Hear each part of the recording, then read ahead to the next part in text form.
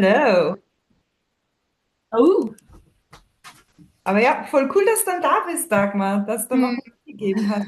Cool ist denn das, sag mal. Hello. Sorry, people talking German. Oh,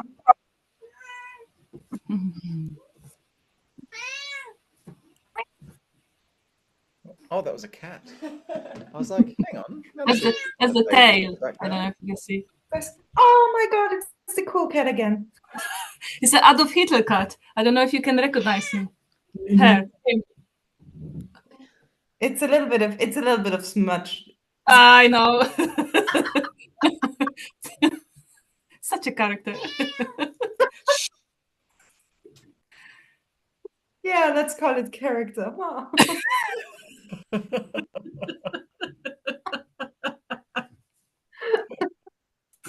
Oh, that's it. Okay. How you doing, Bettina? You all right? Oh yeah, I'm all right. How are you? Good to You see look you. very Yeah, all I'm right good. Thank you. tonight. Hmm? Say it again. I said you. I was talking to Bettina. I said you look very all right tonight. I look all right. Oh Yeah, yeah. You like look you all said, right. all right. And I said you look very all right. You look like you're in a very, I don't know, like you've had a couple of bottles of wine or something. No, oh no, but I think Dagmar can relate now. I was just asleep half an hour ago. Uh, Yeah, that that's why explains you look so things. happy. Yeah, I fell asleep at I don't know, quarter to eight-ish. Hmm. And then I was like, training. I have training. So that's my mood. Yeah, Whoa. yeah. I think happy tired is a much better feeling than drunk. Mm. Yeah, You agree. can still be totally silly and stupid, but without all the negative side effects. Oh Yeah, yes. absolutely. No aftermaths except, falling asleep again. But that happens after alcohol as well, so Yeah, but after alcohol, you wake up with a headache and stuff. Yes, yeah. Waarom met het zinken niet zo goed gaat als het internet er elke keer uit ligt. Oh, cool. New language. Mm. Some Was, Dutch being spoken in the background there. He must be was my saying grip. something in secret to his wife that he doesn't want us to know about. Oh, it's a Ah. secret. Mm. Hey, so, my bad. I thought I was muted. No one understood Lucky you you. didn't do Ta-da. anything too bad then. Well, it was in Dutch, so most people won't understand, right? I Yeah, think in except this room, for no one. I did understand everything, Rick. Okay. What did he say? What did reveal the secret? I tell you afterwards. yeah, don't tell her while it's recording. We don't want the people on YouTube to know. Yeah. Okay. All right, let's get back into some small sensor, shall we? Nice. Oh, Absolutely. before we start, I was going to check the video of last week's. I've forgotten what I did last week. Did we just do the first back fist? Yeah, I'm getting a lot of nods. We did the first back fist, didn't we? Yes. Cool. Mhm. Okay. Right. What have we done?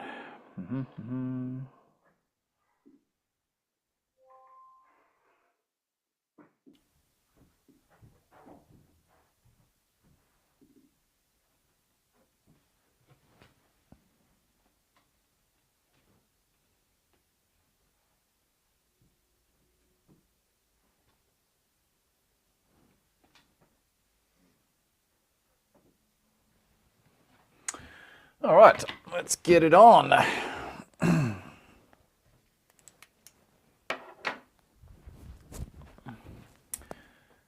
Okay, so. Why my camera up so high? Hang on a second. Otherwise I can't stand close enough and then Fran's got no space behind me. Oh, that's a bit far.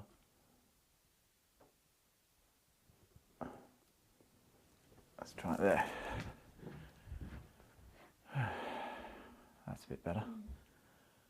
Still got a lot of space above my head though. What is going on? Is it because I've done that? Shana bro. Oh, that's better. Sorry. I've been working a lot today, and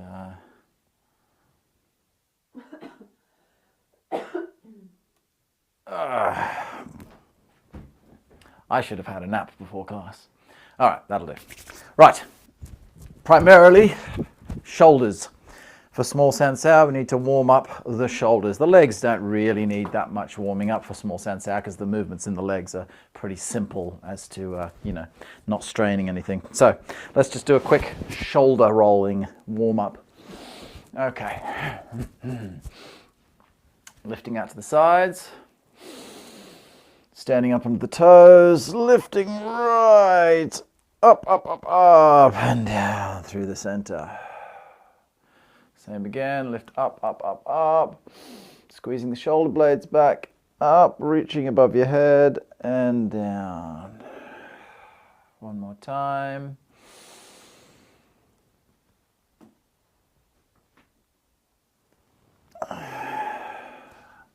Up the front.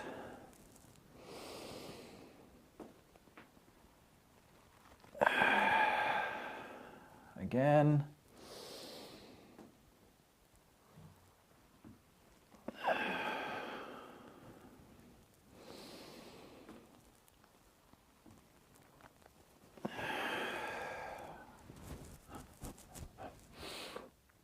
In breath. Link your fingers. Pushing out. Breathing out, rounding your body. Head down. Breathe in, straighten your back, hinge forward, lift your palms up as high as they'll go. Then breathe out. Then breathe in and stand up. And then pull your shoulders back and down and relax. Same again, in breath.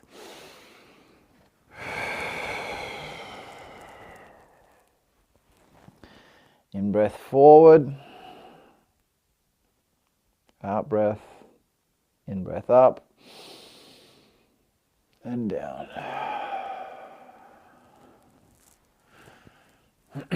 Hinging forward, 45 degrees or 90 degrees, whatever's comfortable for you. Relax your spine.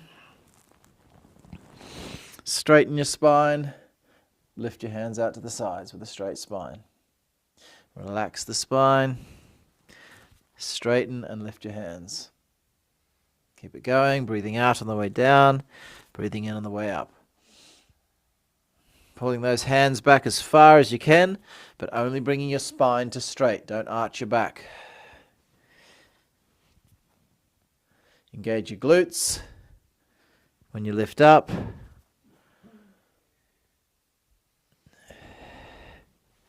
Now come up into that straight position, hands up, take your hands over, sorry darling, just punched my wife in the head there.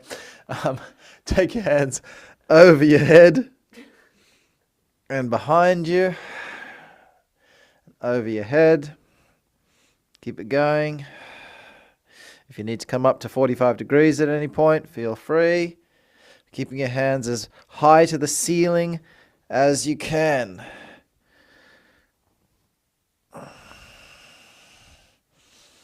Feeling all those back muscles warming up, engaging.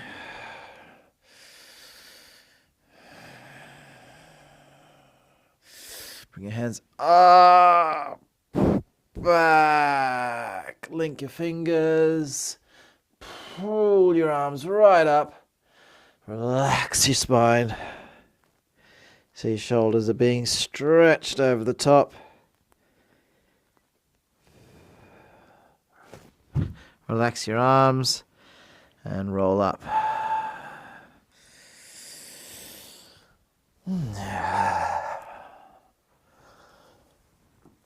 All right, I think that'll do us. Let's go straight into small sensao. Okay, as usual, we're going to recap, drill it out a few times with what we've done. I should have time to think about a TV maybe next month-ish, sometime next month, I'm hoping. So then I'll be able to do sections of the class where we go bam, bam, bam, and even just while we're drilling it, I'll be watching the screen. Maybe I'll have a little stop, just go keep going, keep going, keep going, and then I'll just go, right, okay, you know, Dagmar, you're doing this, Bettina, you're doing this, whoever, you know, I'll just call out names and tell you a quick little tip. Nothing like huge detail, because there's too many people following me to go into huge lot of detail of, you know, focusing on one person. You've got to take a private class to get that. But yeah, just a simple little thing like, hey, look, when you're doing that move, you're leaning backwards, or when you're doing this move, you're looking down, or, you know, just really simple things like that. But no matter how simple they are, you'll find them very, very beneficial because you don't realize you're doing them. As soon as you realize you're doing them by being told, all of a sudden, oh yeah, okay, that's working much better for me now. Okay, let's drill it out. Let's do 1, 2, 3. Let's just start from the beginning. We'll do the whole thing and then stop, reset, and do the whole thing on the other side, because now we've got a few too many movements. Okay, so let's start by going this way.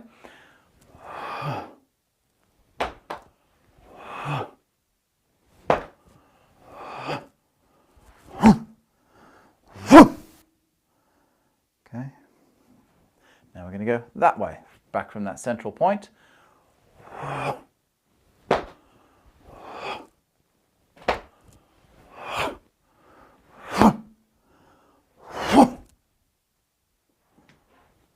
Back to here, other way.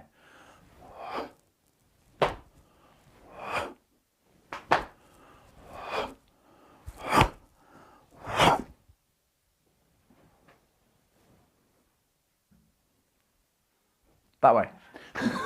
Forgot which way I went.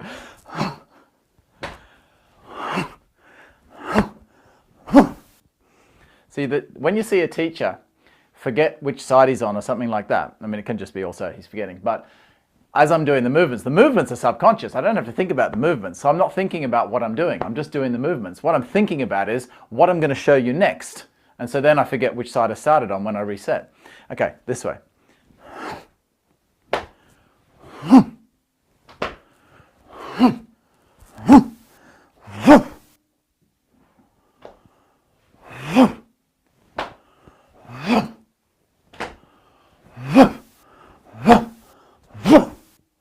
What I was trying to remember was that correction I gave you today, and you were like, oh, I didn't know that. I didn't realize I was supposed to do that. There was an epiphany moment of something, but I can't remember what it was. Because it was a really interesting point that I wanted to make. Okay, one of them was, it wasn't this one, but this is also a good one. When you come in forward into your next posture from here, one of the things Fran was doing, and this is a very common thing, so it's good because I do Fran's small Sansao class Tuesday afternoons during the day. And so it gives me some ideas, seeing what mistakes she makes. That, as I always say, most people make the same mistakes. So what was happening was, you've closed up here, she stepped forward, but then she's trying to get the hand to come forward through this space, okay? Instead of creating the space by moving the right arm out of the way. Now look, the left arm's got free rein to come out. If you leave it all tucked in and try to get the fist to come sort of through this little tight gap, you're going to end up, see, look where the hand is. You can't get lateral force from that position. If you were going to tuck it in tight like this, you'd be better off tucking it fully in and doing a straight action. Okay, so from that position, you've stepped forward. Now when you come forward into the movement, basically take this hand away, take this hand out of the equation and go whack. Just turn your center into the movement. Your center turns at the same time as you shift your weight. Okay? Bang. So we don't want any kind of weight shift, then turn, or turn, then weight shift, or anything like that. Shift your weight and turn your body. Bang. Okay, now feel how that's feeling. Okay, do it along with me. without the other hand. So bring yourself into position so you know you've got the right shape. Take your hand away, whack. Bring yourself back to shape, take your hand away, whack. Bring yourself into shape, do the whole posture, whack. Did it feel any different? If it felt different in that arm, there's something wrong, okay? So that means the right arm is, see, it's staying too tight and you're getting stuck in here. So move this arm out of the way. Give yourself space. Smack. There's the strike there, okay? Let's try that on the other side. So come from this position.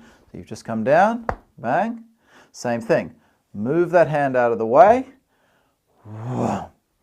Really feel. Boom. Oh, that's right. Last week we did the cushioned bag punching, didn't we? That was in this class. So I've got so many classes on at the moment. I don't know which one I did what in, so I'm going to have to start checking what I did the previous class. Okay, bring it back. Move the hand.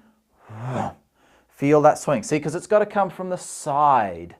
We don't want anything coming up through the center. That's a totally different action. You're not going to get the power for this movement. Boom! Across the body. And then bring the full posture back in. And see if you can still feel that same projection of force coming out of your fist. Okay? Okay. Let's try it again. We'll just do one strike and then into the next one because I want to do a bit more focus on that second movement.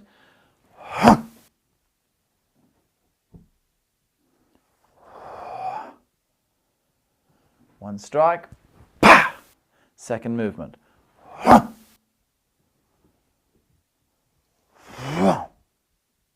Remember to project forward also. Very important. Not sort of here or something like this.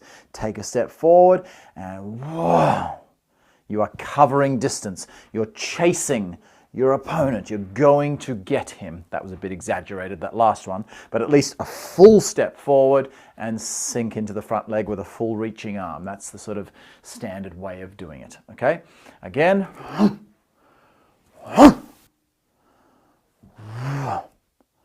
Other side.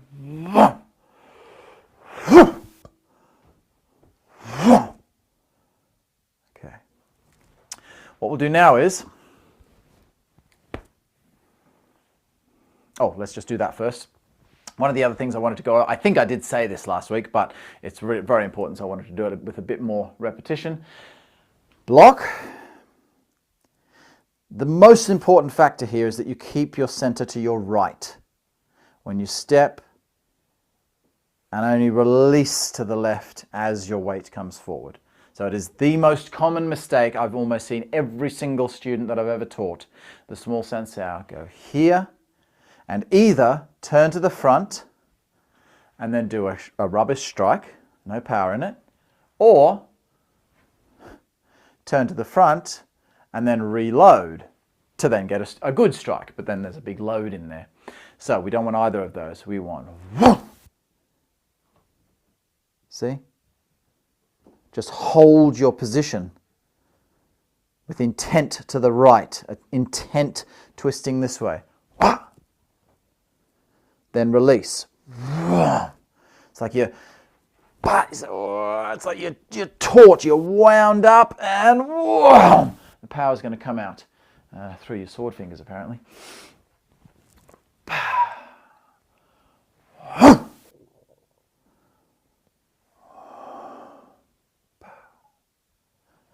Other side.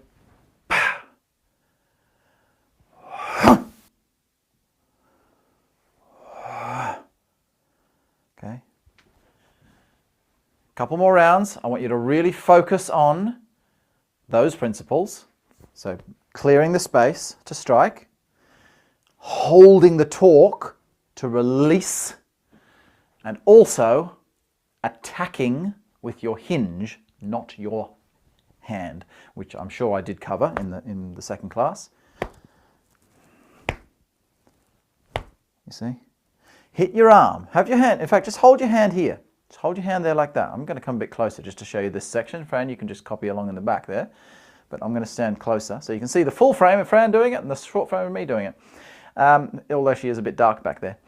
Anyway, hold your hand here like this. So it's just relaxed. I should be looking up here, shouldn't I?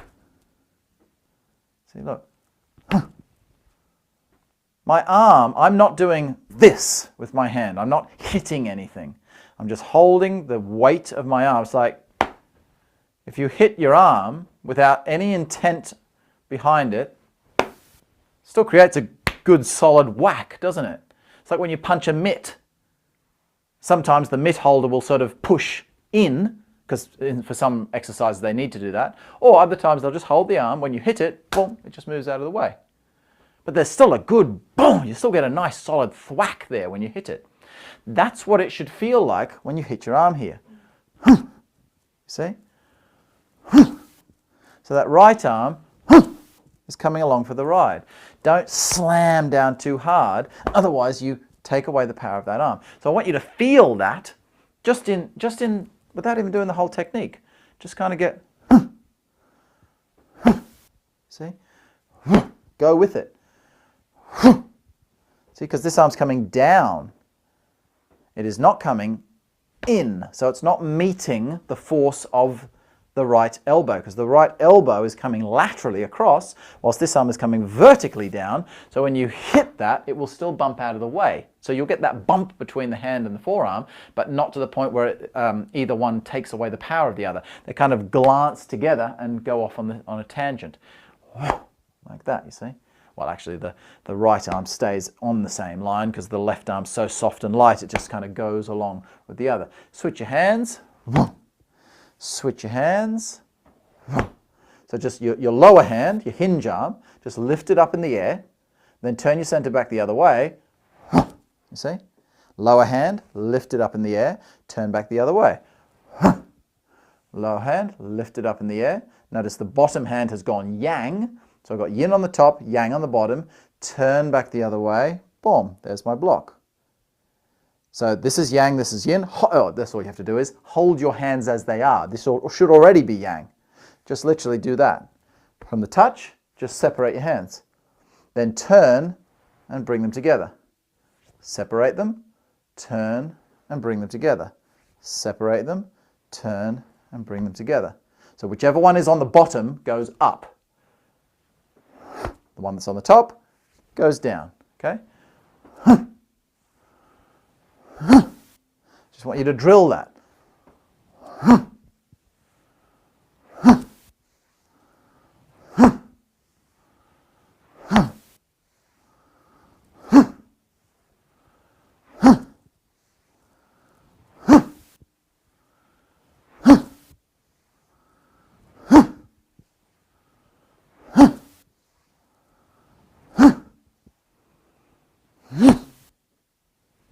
All right, a couple more rounds on the back fist, and then I'm going to give you the next set of foot movements in the form. We've got to do a whole extra step. So let's go from here. We're going to go down, and boom. Make sure you are swinging that arm forward like a dead arm. It's a dead rag hanging on the end of your shoulder, you see? In the beginning, if you're learning this for the first time, obviously some of you have been practicing this form for a long time, so you may be boom, you may be getting some of that snapback happening by now. But if you're learning it for the first time, just from there, load, and just send it through. You're not sending it through with very much force, so your hand's not going to want to keep going over here, but just see that? It's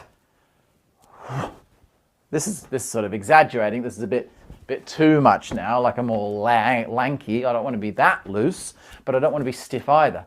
So if you watch the difference, this would be, see that? Very rigid.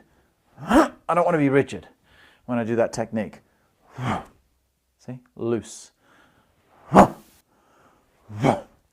Nice and loose. Because only through that looseness of letting the arm go will you ever be able to do that strike explosively. Okay? You have to get loose first with long sweeping, loose sort of strikes to be able to achieve the explosivity eventually, because you can't do explosive movements without looseness in your body. Okay, footwork, just the footwork, okay? We've swiveled. We've stepped, holding the center to the side. One, we've come forward. Notice the rear toes also drag in a little ways. That's an interesting point as well. Those of you who know the solo form, not the solo form, the slow form, the Yang Lu Chan form, in this same posture, the same set of movements, we come to here, we step forward, and the rear toe barely moves. It might move just a fraction, half an inch or something like that, but ultimately in this stance, this is a bow stance, we're trying to get a nice opening stretch through here when we're doing the slow form. That's its purpose. So we're trying to keep the right toes pointed as far out as possible. Not so far that your knee's buckling, of course, because that's not giving you any more stretch. It's just crumbling your structure. So your toe comes in as far as it needs to, but still to feel this nice hip opening down through here. In the small sansao, you are delivering power through your body. You are not ever trying to stretch whilst doing the small sansao. You are issuing force. Never put your joints in a maxed out position if you are issuing force for an explosive movement. Okay, some of the small sansao is not yet explosive because you're doing it slowly, but you know, it's giving you the groundwork to move on to that, so we should do it in that way. So that means when I come through for this back fist, if I was doing the slow form, the foot would end up about there, you see? If I did that same movement, quickly, look where the toes ended up. It's turned in another couple of inches. There's no exact amount that I can tell you for that. It's just got to feel right. Fully turned into straight makes me feel a bit not quite as balanced. It's a little bit of out on that foot. That's nice and balanced for wherever I want to go. But also, it's allowing my hips freedom. You do not ever want your hip, it's maxed out. It's fully rotated and it can't move. I want the toe there. Now I've got freedom to move in all directions. So your hips should always be in a position where they can move in all directions. Same with your elbow. You never lock it out when you throw a punch. You always land your punch about there, just with a little bit of bend. So there's room either side. Every joint in your body, you should be applying that principle.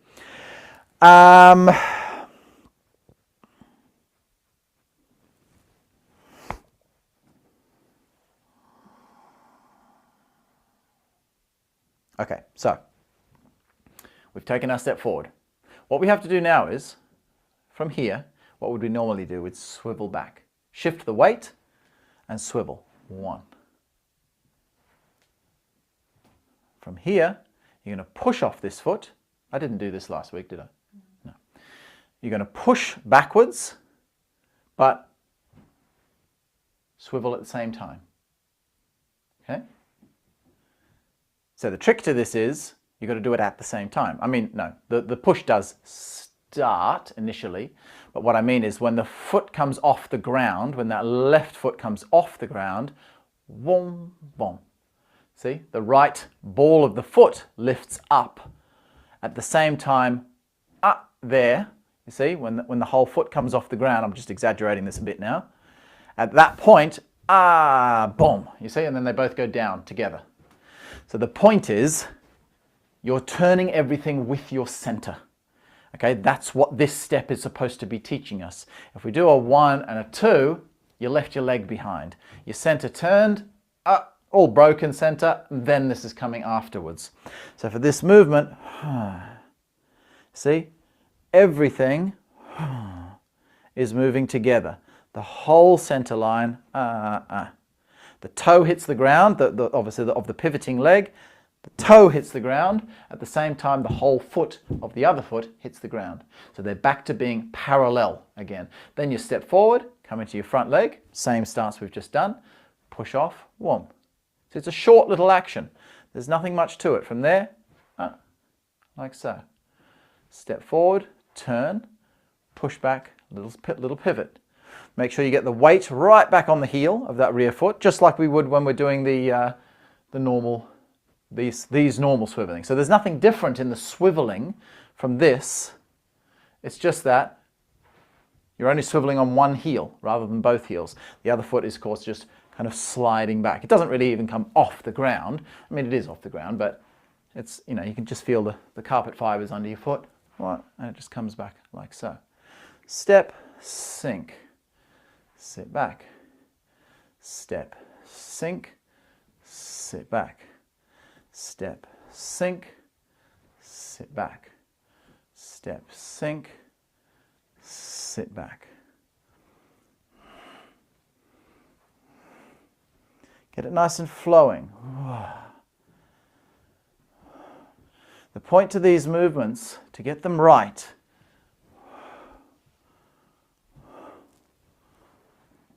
see how controlled, how graceful they are. We shouldn't be going, if it feels jerky and clunky, there's something wrong. It means you're having to use too much momentum to get the job done. Just, if you get your balance right, you can make the whole movement smooth. And it's from a smooth movement, power comes, speed comes. Everything comes out of smooth movements. Sharp, jaggedy movements, robotic movements are not properly connected, and they're never going to become the best way to fight, best way to do anything, really, any kind of movement. So particularly that, see how the move back, I mean, it's got to be done at a certain speed. You can't do it slowly because there is momentum. There's momentum involved, of course. But what I don't want to see is, for example, look.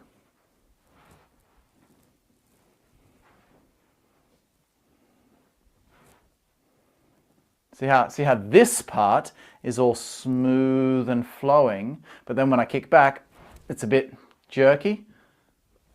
This kind of thing. Top tip for training small sensao. Small sensao is a training tool. It's a training method. It is not a fighting technique, as I've repeated myself 100 times over. You can't do small sensao as it's done in the form in a street fight. Have you ever tried swiveling on your heel in normal shoes on the tarmac? Doesn't work very well. Your feet don't want to swivel. Okay, pivoting doesn't work very well in the street. I mean, certain times, yes, it might. Maybe you're at a bar where the ground is covered in beer and it's slippery. Yes, now you're going to be able to swivel. But you shouldn't base the only way that you can generate force, oh, I have to swivel in order to get my movement. No, the swiveling is there, as I've mentioned in the first movement, because without the swiveling, if I just tell you, look, just do a change step. Look what I did with my center when I did my change step. Look how connected that is. It's the same flowing movement, you see? But you tell that to a beginner and they'll just kind of, what? Yeah, cool. What are we doing here? This kind of thing. They'll just be moving their feet. But as soon as you tell them, swivel on your rear heel, oh, that's different. By doing that funny little foot movement, which is really totally impractical for any fighting thing, that is where I learnt how to connect to my center. Now, whenever I switch my feet, my center is always with them because of this silly little foot movement in the small sensao. So we need to get that to the point, see, where it's smooth. Step, shift, smooth. Step, shift, smooth. Step, shift, smooth. You'll notice, I don't know if you can see that, I'm putting my hands here so that it's a bit more obvious when my center is turning. See how just after I hit after I come forward, see how there's a little bit of a spring back. I'm not going from here to here and then straight to here. Okay? So that would be left, left. Not doing that. That feels horrible because it's like, I don't want to go that way. Everything has this, everything recoils into the next. There's little circular loops back and forth. So when we do that movement, we come forward, but see, it sort of bounces off. The body recoils. Now, you see, it's like you're loaded over this way to push and turn your center back the other way. There's that little spring back. I'm loaded in that open position. Now when I kick off this leg, I can turn back to this direction. So have a play with that. Let's keep it going. Step, turn, let it just settle. See how it's just a settle. Don't think like, oh, Eli said turn and turn all the way over here or something. Just turn, just a little settling and pivot back. Step in, turn, let it settle back. Then push off the leg and engage your hips and turn. 1, 2. See there? And then turn.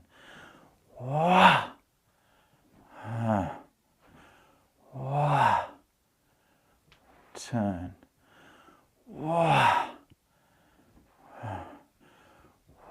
Along with that little opening of the center, when the center's starting to open there towards the end, I'm also starting to sit back a little bit. Because I'm going bang, and then I'm kind of, sitting back to a more neutral position sort of thing before I go into my next movement.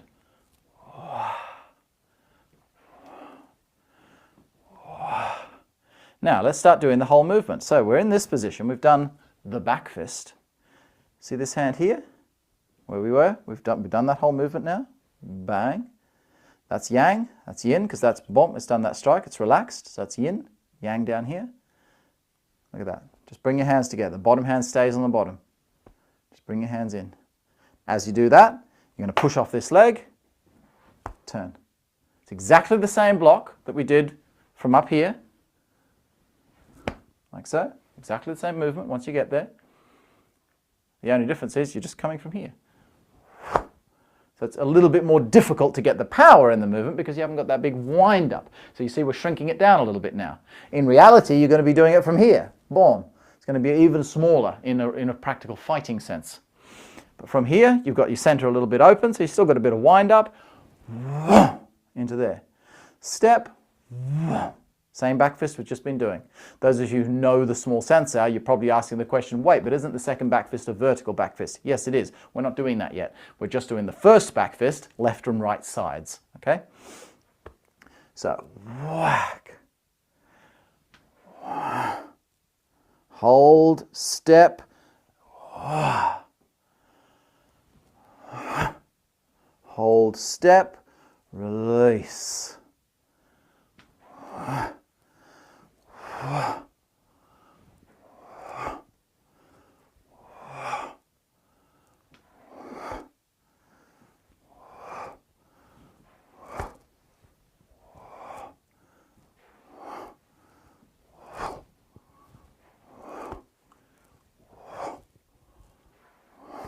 See how that now is kind of, you see? Instead of going and thinking, oh, I should stop here. In the small sansao, you never want to program into your body that you should pose on the end of a movement. In any form, you shouldn't be posing. So you do a technique, right? Boom! You never leave your hand there. You bring it back to guard. Obviously, you throw a punch, you bring it back again. But in classical kung fu, karate, any kind of form stuff, people tend to, because it looks cool for something, they think it looks cool and they want to pose on the end of a posture. So you do some kind of bah, bah, bah, and then carry on. But in reality, bah, you should have been straight. You don't want to program your body to stay in a pose. The first move is an exception to that rule. Well, kind of. Because when we do that first move, bah, okay, you kind of hold it there, right? Before you drop the hands, readying yourself for the next move. We do not go, bah, and come back in. Because of the application. The application is, she's coming at me with that round punch, bah! Striking her in there. We're assuming big guy, right? Big guy throwing a haymaker at you.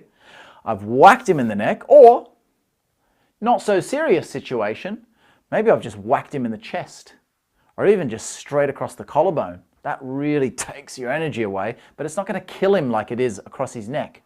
You could even just do it straight into his face if you need to. That's a good safer, never safe to hit someone, but it's a lot safer than slamming someone in the neck. Point being, if that's your attitude, if my attitude is to kill him, I'm going to go whack, boom, and come in with an elbow and, you know, carry on. But if my attitude is protection, look, I'm keeping her away from me. I've gone boom. Let's say you try to keep coming onto me.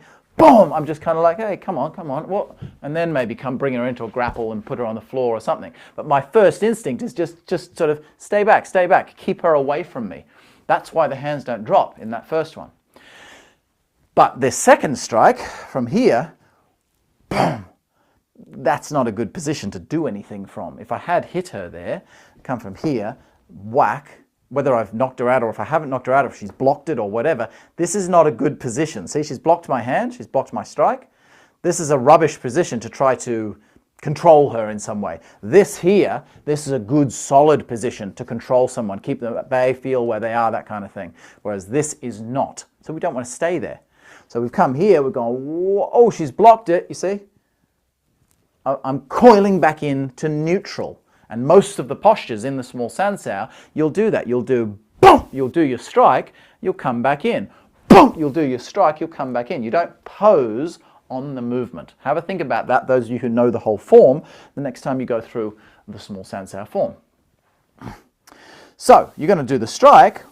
But see, just come back to here. Just bring that hand, just tuck it back in. Whack, you see? As you start to sit back, it's slightly back into your rear leg. This one's now ready. This one's ready. See? Now you're in a much nicer position to bring in that second block. Switch the weight, step forward. You see, it's like you open everything out. And then just sort of tuck it back in. And then you're in perfect position then to come back to here. Block. Block, block, block. Just keep it going. Boom, boom, boom. As I say, that's what gives you that load to the other side to then swivel yourself back the other way. Let's drill that a few times. Boom, boom,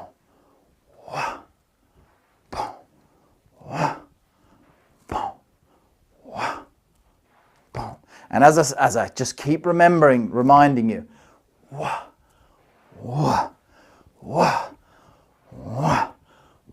look at this.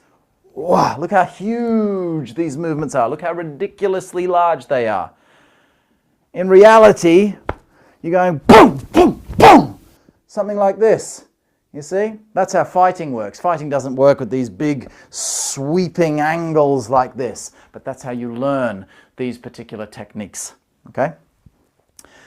All right. I'm going to drill it a few times facing this way. The whole thing. Let's go. 1, 2, 3. Step.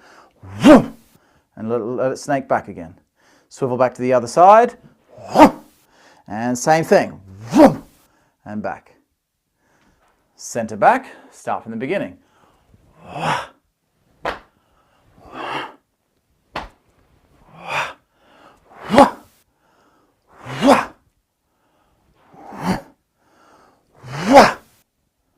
Okay, center back, start from the beginning.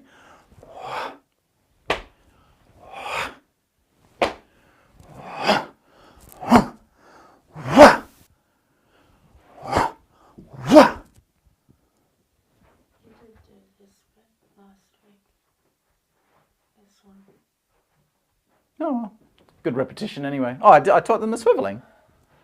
Yeah, I just checked. Oh, there we go.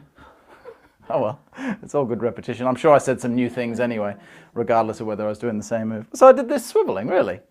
Yeah, I just This part. did this bit. Oh, following along, okay.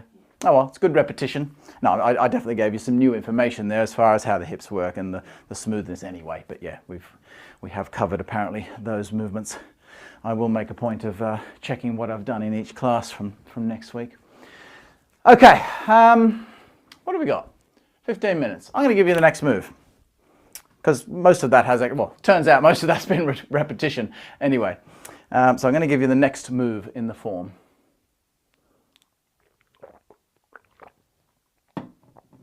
Okay. please remember, if ever I'm teaching stuff and saying, this is the new move, and I did it last week, just feel free to press space and shout at me anytime you feel necessary.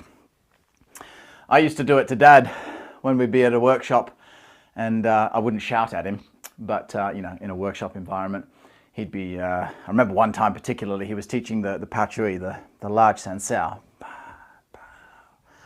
And at some point, I can't remember where it was, but at some point, he muddled up the sides. He was teaching the A side, and he switched at a certain point where there's a similar movement, and he switched into the B side without realizing. And he's standing there, and I just kind of went past and just went, Dad, that's the B side, and just sort of kept walking, and he's gone, oh yeah, okay. And then he kept carrying on. It was quite funny. All right, now my students do it to me all the time. All right, so we're going to do the second back fist now. We'll try that second, but we've done a lot. We should be feeling relatively confident with that since we've done all last week on those movements and feeling that one this week. So that was a horizontal back fist. Now we're going to do a vertical back fist, okay? Now when I say vertical, that's what I mean by vertical. Vertical in comparison to the horizontal. Don't think that you have to get your elbow, you know, dead straight. It's going to be sort of sitting about there, something like that. Whack. You're sort of thinking, okay, instead of belting her across the earring like that, you're thinking, whoa, straight down, kind of like a 45-degree blow, straight down across her collarbone. There's various different shots that you can hit with this. My preference, especially against someone a little bit shorter than myself and smaller than myself, this ulnar bone, the very top portion of the ulnar bone is very thick and heavy there, and that's going to hit right on her clavicle there. It's going to break it for sure, especially someone when there's this size difference. You smash that down on there, that's going to snap in half. She's not going to be feeling too good about carrying on with a broken collarbone like so. But equally, you can bring it a little bit further around. You can hit a little bit more into the neck. Maybe you've got a smaller hand and you're big against a bigger guy. You see that big collarbone. You might not feel confident to hit a collarbone. If you've got a small hand, you might want to aim a little bit more at the neck. You can also bring it a little bit more front on for a less serious sort of thing. There are some people who like to do the chin shot. I personally don't like that shot because it's not the most effective shot compared to hitting someone in the neck. I'd rather just bop him on the nose. If you want something less serious with this technique, just boom, like that, but clunk. It's going down across the nose that way. Whomp, it's like you're taking the nose off. It's a horrible, it's a really painful thing to have happen. So in a non-serious, wouldn't do that in a street life or death situation because he might have been punched 100 times in the nose and it won't do much to him. The reason I don't like this chin shot, CV24, is the point just below the lip there in the little dimple bit, is because it's so unlikely to work really effectively unless you're really pinpoint accurate, which is unlikely in a real fight. But there's such risk here in a non-serious situation of smashing her in the teeth, and it's it's all right to punch someone in the teeth square. It's less likely at least to cut your own hand. But with that downward motion, and you'll rip all the skin off and you get all that get all infected in there. I have had bite marks on my elbow before, but you know that was from a straight in shot. But yeah, this would be much worse coming down through there. And at least the elbow bite was a friend of mine, so I don't think he's got any diseases I need to worry about. Anyway, yeah, watch the motion of the arm. I'll just show you straight away in the application so you can see it. I'm going to control her arm. See, same block. We start from exactly the same block. We control her arm, you see, coming into sort of the bicep elbow region. Now, of course, Fran's just standing there at the moment, but throw the punch, boom, see, she's turned. Her body's going to be turned. So when I push this in, see where I'm going with her, you see? I'm pushing into her center. I do not want to go, you see, what happened to her other hand? It came straight towards me. So I do not want to push outside. If for some reason we came to here and she very quickly recoiled that shoulder, I would not be attempting to follow it, to push on it, to control it, or do anything with it. I'm assuming it's still there. Oh yeah, okay, that's nice. It's only if she stays with it a bit that I can perform this next technique. If she's in any way coming back and I hit that now, I'm just going to cause her to throw that punch straight into my face. So I'm here controlling that in, keeping that down and out of the way, and of course this one's coming up through the center this time, like you're going to back fist yourself up underneath the chin. What? Boom. Okay, straight down across the side of the neck, collarbone region, as I said. Okay. Boom. It's also a nice shot. You can do this in two different ways. You can do it with a bit more forward intent or a bit more downward intent. The bit more downward intent is more crush down through here. The bit more forward intent, look, boom, it's still a vertical action, but see how the vertical action can actually project. It doesn't have to go down, it can go forward, you see. Just hold your hand up for a second. So I can hit a, hang on, like that, like I'm hitting down, yeah, too noisy, like so, or it can be vertical. I can bring it through here, see that? It's a back fist, but it's actually projecting forwards, okay? That's the more, that's the more classical way of doing the technique. So yeah, there are different options with all of these things, but the more classical way that it would be taught is a little bit more of a forward intent on the back fist. Thank you, darling. The reason for that, this is a very important reason, downward strikes are dangerous for you as the striker because they leave you open if you miss. So you only want to do a downward strike if you're really sure, like pretty damn sure it's going to land. If I'm standing here and I throw a punch like that and you duck to the side, boom, I'm back to here.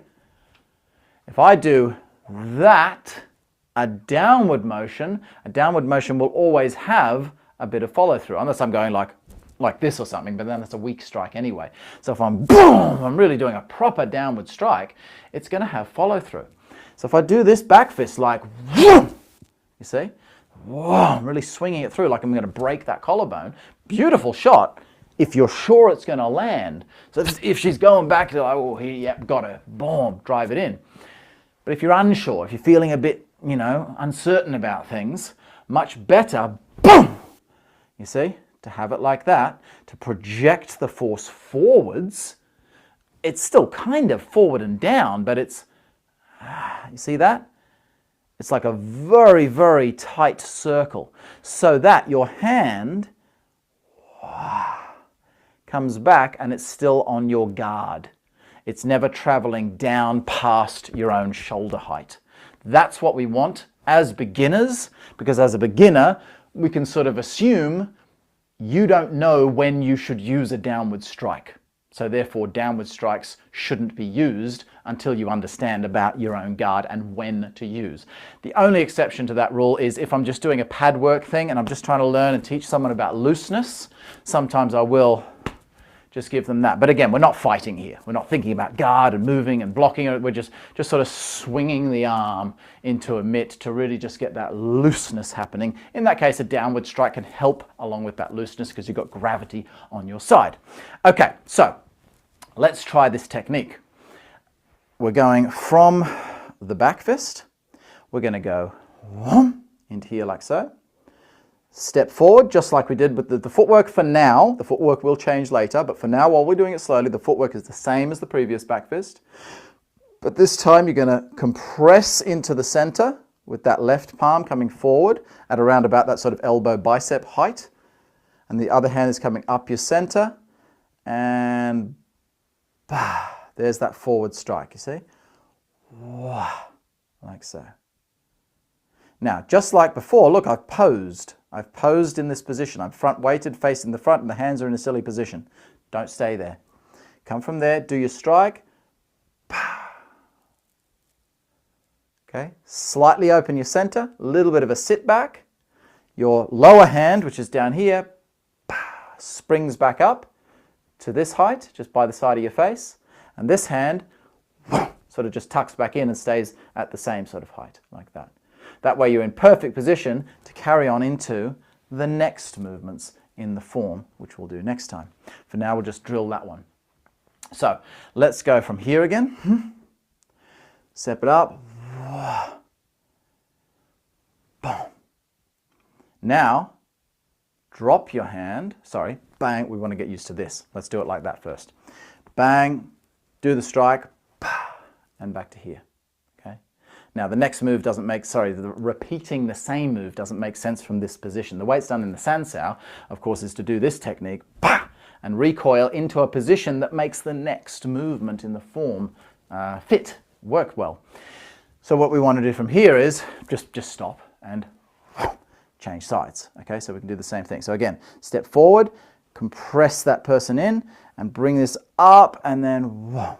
See how you get this little, that.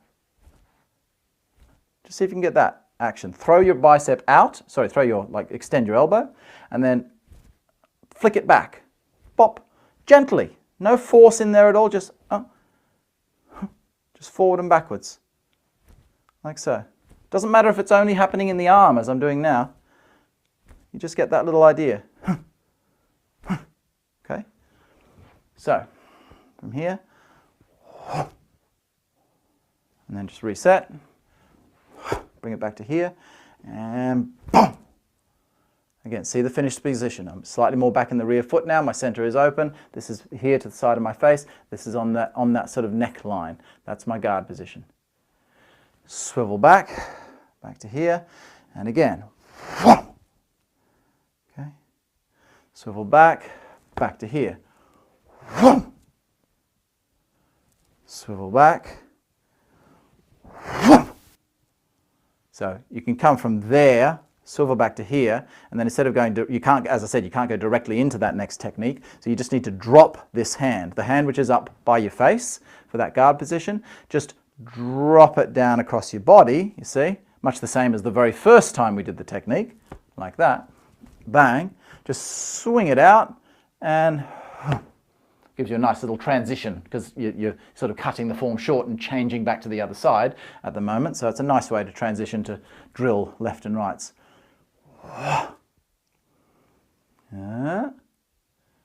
And swing it down. Spring it back.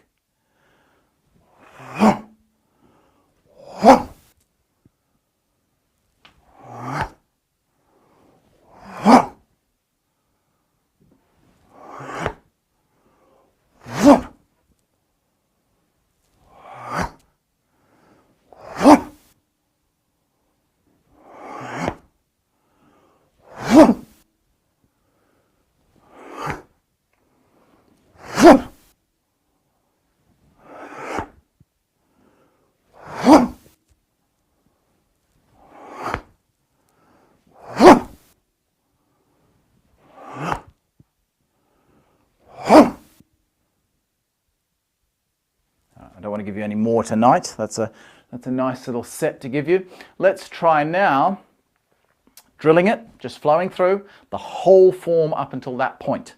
So it's going to be 1, 2, 3, block, step, horizontal back fist, block, step, vertical back fist. Then we'll do the whole thing on the reverse side. So mirror me, mirror me. 1, 2, 3, 4, 1, 5, 1. Finishing back here. Reset, other side. 1.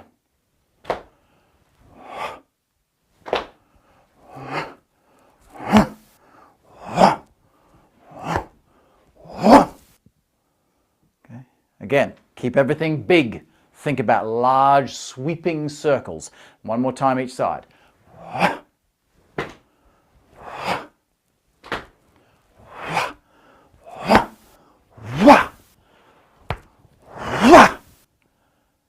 Okay, one more on the other side.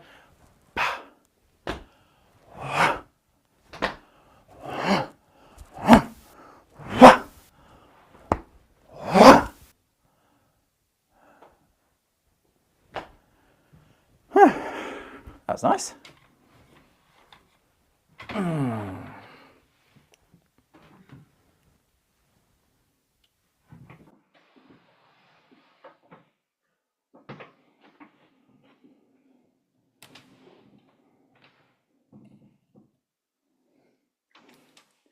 Any questions? Yes. The flicky one is only By the last one, when I move forward.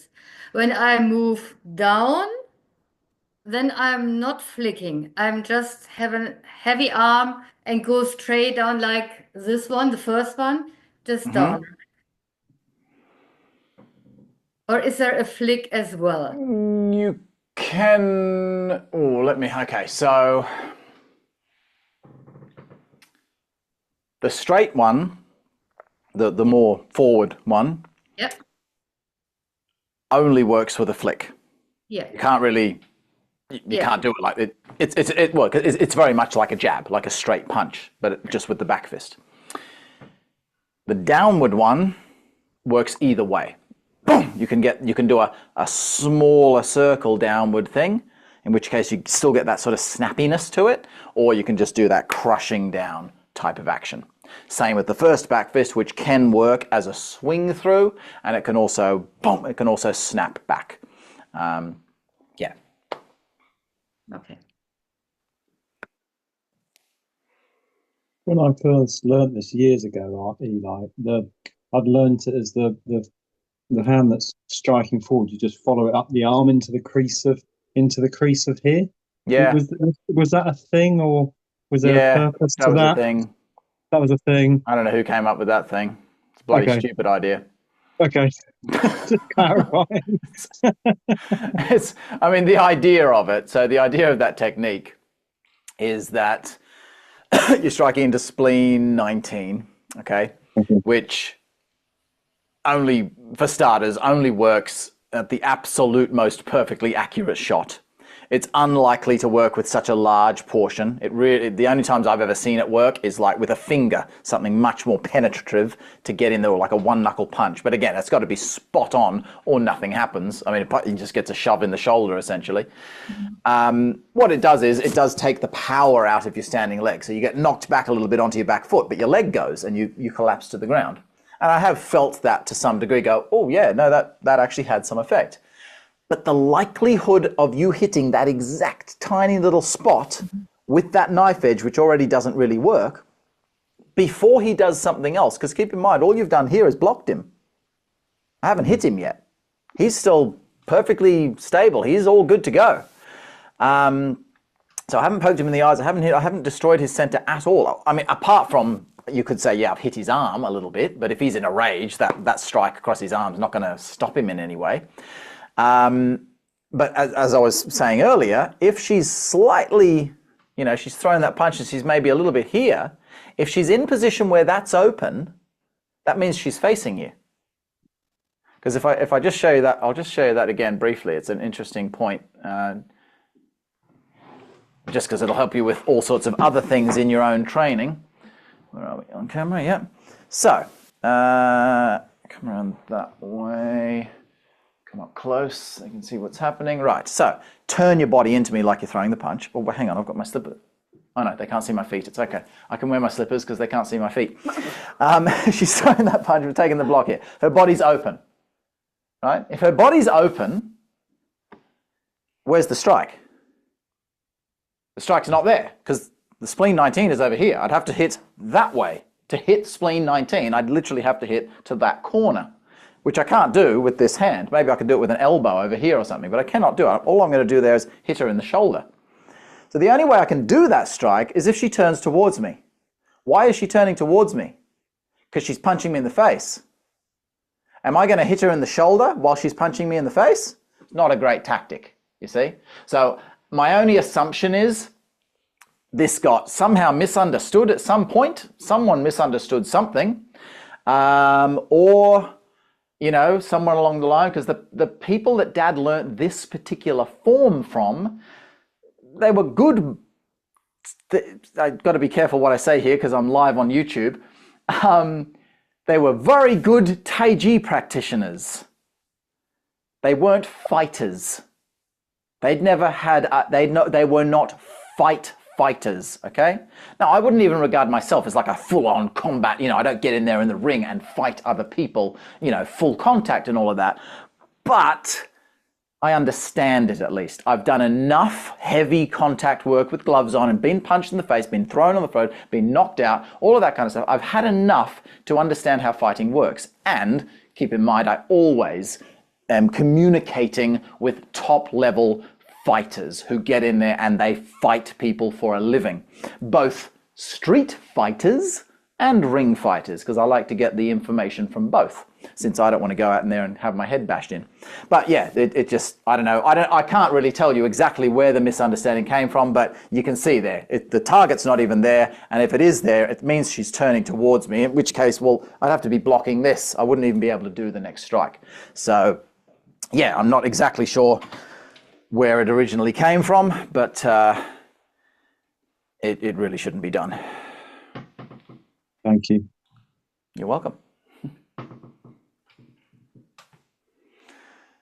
No more questions? All making sense? Cool. Who wants to do some stretching? I'm going to do some chilly out stretching, bit of cool down. So if you want chilly out, yeah, chilly. Jalapeno out. All right, let's do some of that.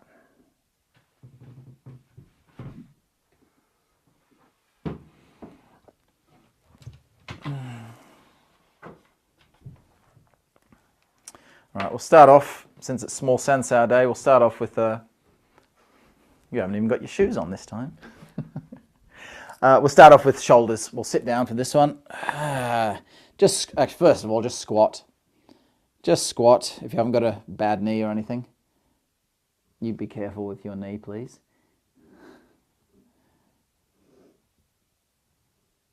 Don't you just hate it when you get an injury that has no story behind it? Because Fran's got an injured knee at the moment. It's just like, just turned up one day. And that's happened to me several times in the past. I've just been like, why is my knee not working? I didn't do anything to it. I don't have some cool story to tell of why I have this injury. If you have a cool story to tell, then it doesn't matter that you got an injury. It's like, oh yeah, I was at combat camp and this big guy threw me across his knee and I got broken ribs. Oh yeah. It gives you something to stroke your ego with. But, you know, my knee just stopped working. It kind of sucks. Remember at the Grand Canyon? Yeah. I've been fit as a fiddle for years. I hadn't had any problems with my back or anything. We're at the Grand Canyon in America, and I'm like, right, let's go, all set. Got my backpack, just little day pack thing. Oh, just let me go to the toilet. I was holding my bag. I just literally just leant over to put my bag on the floor, and my back just went. I'm like, oh shit. Just some muscle just wasn't happy that day and it just seized up, and I came back to Fran walking like this, like a stiff thing, and she's like, what happened? And I'm like, I don't know. Okay, sitting comfortably, link your fingers, breathe in, stretching your hands right up above your head, and back too, not out here to the front, as far back as you can, and then out to the sides, again as far back as you can, so you're really opening up your chest kind of thing, and relaxing to the front. Scoop your hands up,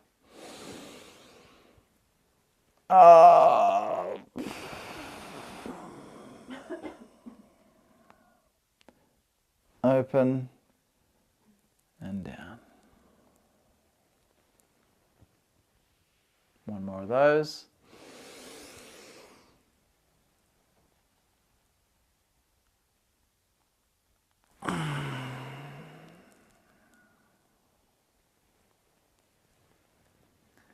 Same scoop to start, but this time you're going to hollow out your chest, round your body, and sink in. So you're trying to really stretch around your scapula,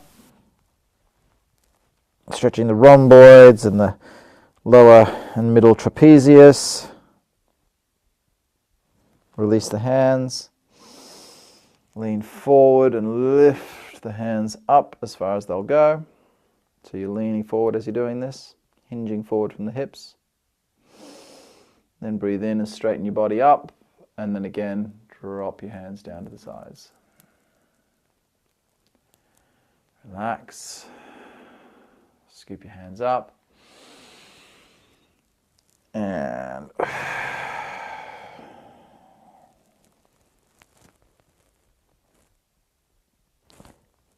breathe in. Lean as far forward as you can. Really feeling your scapula engaging and pulling against your rib cage as you're lifting your hands up. And breathing in again.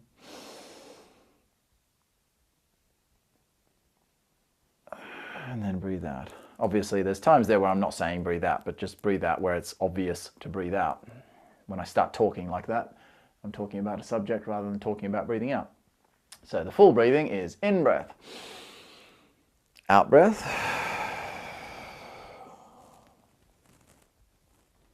in breath, out breath, in breath, out breath. I'm going to do an extra one this time though, a little bit different. When you go into the rounded position, we're going to breathe in again, holding that position. So in breath, out breath, round your body up, hollow your chest, stretching your shoulder blades, really pulling them around your rib cage. Now breathe in whilst you're in this position. You'll feel that upper back, the shoulders all stretching out just that little bit more, and then out breath. Then release and go into the next move. In breath, lifting the arms up, out breath, in breath, and out breath. We'll do one more of those. In breath, out breath. In breath in this position. And out breath. Release the hands, lean forward. In breath, out breath. In breath, sit up. Out breath. Okay, let's go a little bit further on with stretching the upper back region. Just making sure it's not going to tighten up on us. First thing, just a nice, very simple one. Just the old draw your hand across. But what I want you to do here is, instead of just sitting here statically, take your arm as far across your body as you can, like so. Then lift your other arm up so that it's in the elbow. So the elbow of this arm is holding the elbow, or like just behind the elbow of that arm. So I'm using the elbow to pull it across. But whilst I'm there, by putting the elbow there instead of the hand, my hand can come here onto my shoulder. And you pull it across, pulling your shoulder forward. So you're trying to get your scapula to come as far forward, that's your shoulder blade, rounding. So your scapula can pinch back towards your spine, or it can wrap around the front of your rib cage. So pull it as far towards the front as you can, whilst your hand is just kind of, giving your shoulder a little hug. It's a cuddly stretch.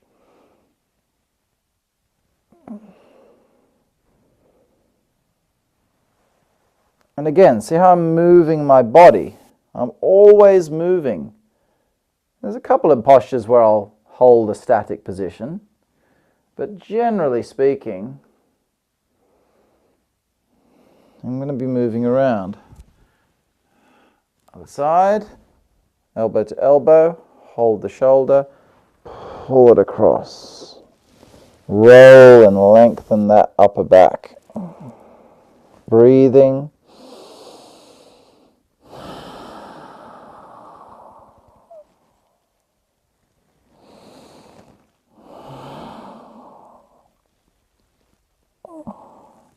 See, it's up to you to move, because you're going to have different tight spots than me. So see, I'm holding my arm there to get the basic stretch on, but then I'm feeling that if I take my palm down this way, like I'm trying to get this top hand down towards my knee, Ooh, that's nice. That really gets in there behind the scapula.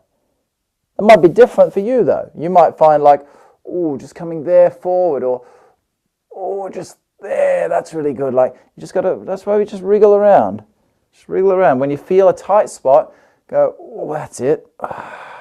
And sink into it a little bit. Okay, one more for the back. Bring your feet out. Put your heels together, like so, or your whole foot, the whole sole of your foot together. First of all, you're just going to stretch through your adductors, through the middle. So your feet are quite close, and I'm just leaning forward as best I can, trying to get your knees as low to the ground as you can, and again, just sort of wriggling and rocking.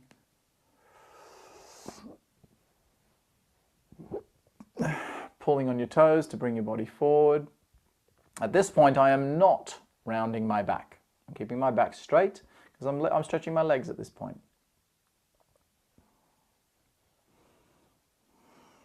Now, imagine where your head would go if you could put it on the ground. Okay, like maybe there out in front of you. Put your feet there. Put your feet where your head would go down to. All right? And then take your head down towards your feet. Okay, but this time you are going to, like we were doing in this sort of stretch, you're going to round your body. All right, so take it down, rounding your body. Just sink down at first. Just let gravity, like we do when we do our forward hinge moves, where we just relax the spine, but just from this position. Just relax it, head's hanging. And then if you want to pull yourself in a bit closer, just pull on your feet with your palms. Pull on your feet with your palms. You get a bit of a glute stretch in here as well. You know, you'll always get other stretches depending on where your tight spots are. But the main thing we're trying to stretch here is the spine, all the muscles down the back. If you can get fairly low and you want to get lower, you can place your arms underneath your shins and palms underneath your feet, and then you can drop your head and pull your head down so that it touches your feet, or, you know, in that direction. And you'll feel that stretch come right down into your lower back because your whole spine is just rounded under.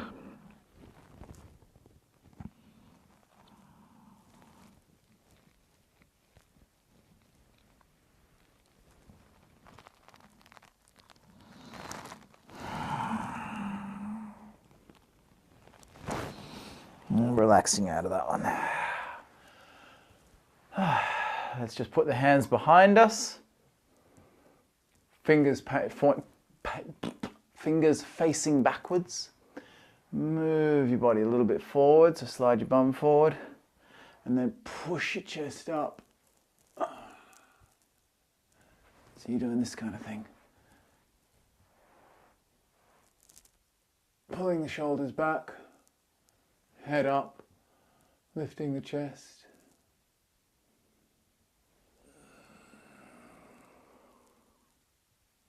I feel like I'm kind of in a birthing position or something.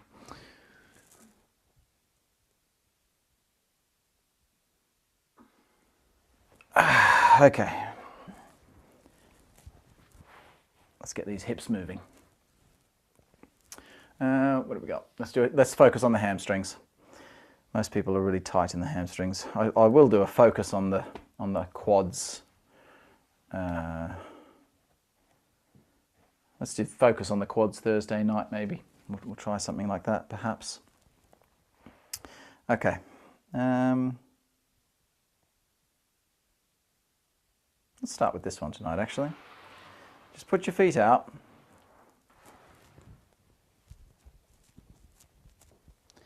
The first thing you're going to do is push your feet as far apart as you can. So take your legs as wide as what feels comfortable for you.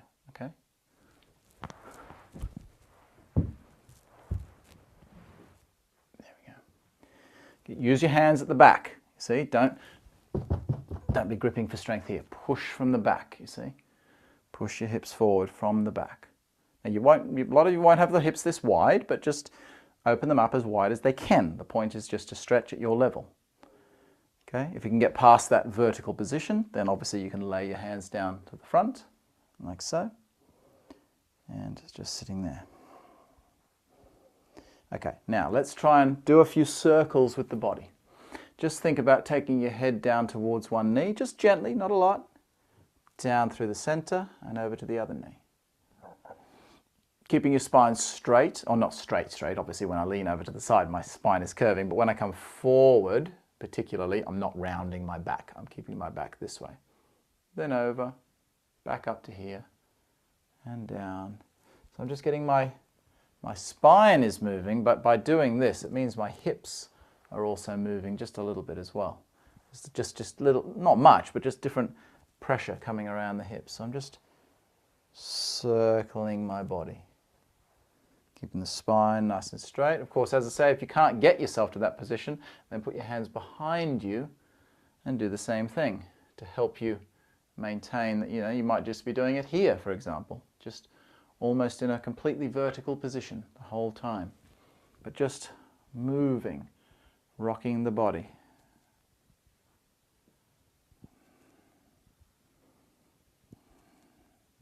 Let's go back the other way. Listen to your body. If you feel any nasty things like a tendon that's really going, oh, I'm going to snap or something like that, then take it off. Release that pressure. If it just feels like good old stretching, you can feel the stretch coming through like into the belly of the muscle. I mean, it's okay to feel stretching, through the tendons. You do need to stretch your tendons as well. But yeah, if you're feeling like, oh, there's this sharp pain in the side of your knee or something like that, then you need to ease off that. You're not doing yourself any favors by pushing into that movement. Okay, now we're going to breathe in. Now again, you can do this here. Breathe in and breathe out. Sinking forward. Breathing in. Opening up the chest to the back and breathe out. If you don't need your hands on the ground behind you, you can just breathe in and breathe out. Breathe in and breathe out.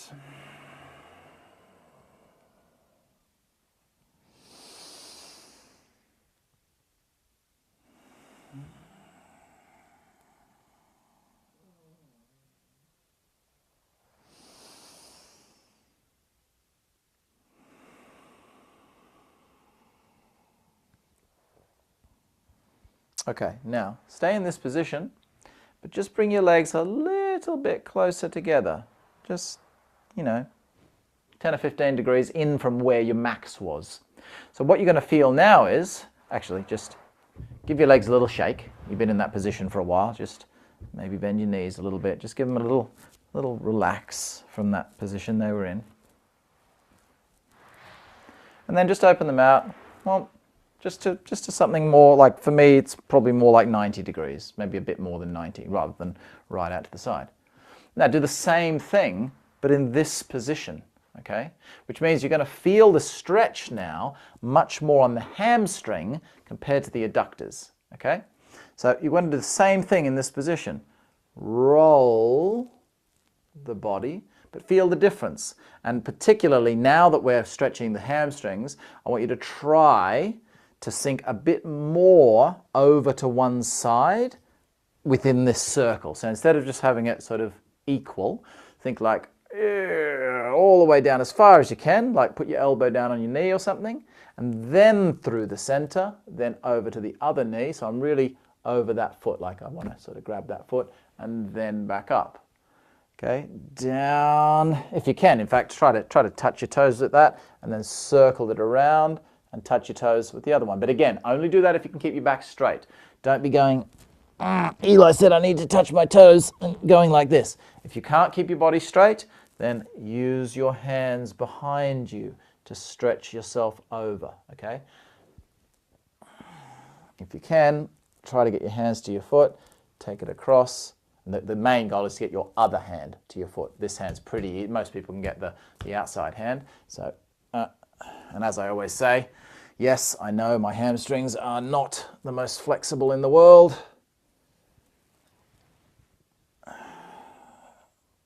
My hamstrings are my Achilles heel.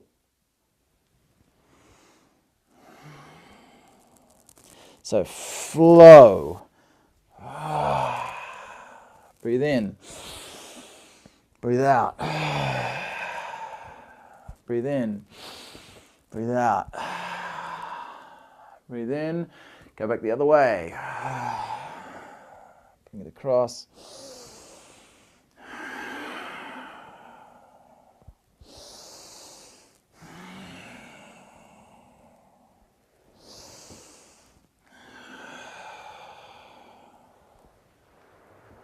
Okay, let's just finish with a small one, a small simple one for the fronts of the legs, the quadriceps, the hip flexors, things like that. Nothing too fancy, just to get that stretching. So you're just going to roll up into a kneeling position. Put one foot forward. Will you marry me? Sink forward. You can rest on that knee like this. Okay, just put your elbow on it, and then you need to be able to grab your foot. I mean, you might, if you can't grab your foot, if you literally just, if you're that tight, you can't grab your foot, then just from this position, just sink forward a bit, and you'll stretch down through here. You get the hip flexors and down through here engaged. So that's sort of level one, if you can get that at least. So, but again, push your body in a way that you're stretching. When you're stretching your quads, you want to tuck your pelvis under, right? That'll bring the stretch in. If you're stretching your hamstrings, you want to push your bum out. Otherwise, you're not stretching the full hamstring. You might have your bum tucked under and stretching it here, and you're like, oh, yeah, nothing really. Oh, as soon as you rotate your pelvis down, that's when you're going to bring that stretch in. So, for a quad stretch, you want to pull the hips under, tuck them under, upwardly rotate the pelvis. See if you can grab that one and just lean onto it, pull it up. But don't alleviate, now this is to get into it, like this is okay, but ideally try to straighten your body back up, you see. Better to have the knee less bent, like this, but the body upright. Otherwise, if my body's this way, I'm not stretching the whole muscle, I'm just stretching from the knee. I want to stretch from here. Now, see, this is coming forward, I'm stretching from the top and from the bottom. Now it's a good stretch, you see. So get a bit from the bottom and a bit from the top rather than lots from one end or the other. Okay. Again, just moving around a little bit, wriggling a bit. If you're not on carpet, like on some kind of padded ground, you would want that knee, that rear knee, on something padded. I wouldn't recommend doing this on a hard wooden tiled floor or something like that. So grab your slipper or something and chuck it under your knee. Something padded there is nice. Okay, release that one and just switch to the other side. Exactly the same thing. So as I say, push the hips forward, stretch into there. Or if you can, just to get it into it, lean forward onto your knee, grab your foot. So I'm leaning forward to get into position. Adjust that foot as needed, the front foot, like if it needs to lengthen or shorten to be comfortable. And then pull that in, but then straighten your body up. But no good straightening your body up if the whole leg, see, everything's going up. I need to straighten my upper body and push, see, push your hips without falling over. Push your hips forward, tuck them under. Yeah. Now I can feel it right through the center of that quadricep.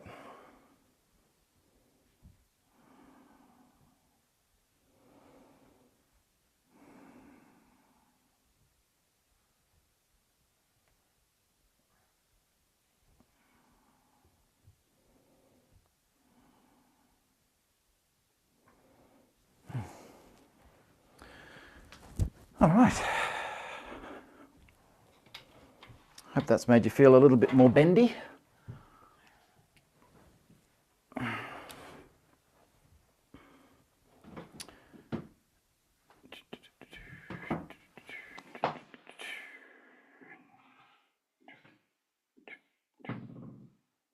come on.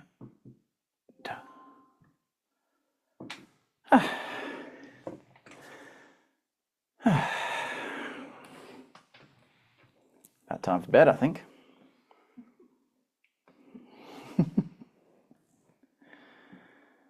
All right. you all very much for joining me for that session. That was lovely.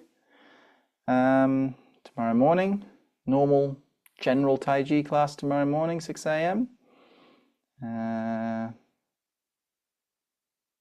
And 6 p.m., same thing. Okay, 6 a.m., 6 p.m., if anyone's joining those. There's no midday class, in case you were thinking about coming to the midday class. Thank you all very much. See you when I see you.